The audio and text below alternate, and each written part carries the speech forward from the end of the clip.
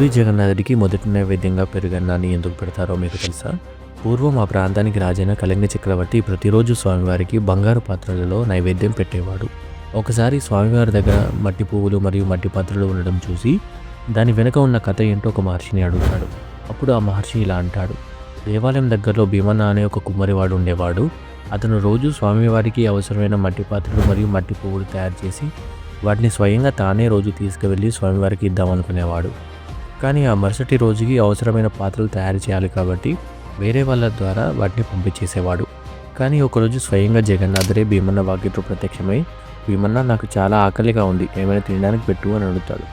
స్వామివారిని చూసిన ఆనందంలో భీమన్న తన మట్టి కుండలో తింటున్న పెరుగన్నాన్ని స్వామివారికి తినిపిస్తాడు. ఆ పెరుగన్నాన్ని ఎంతో ఇష్టంగా స్వామి స్వీకరిస్తారు.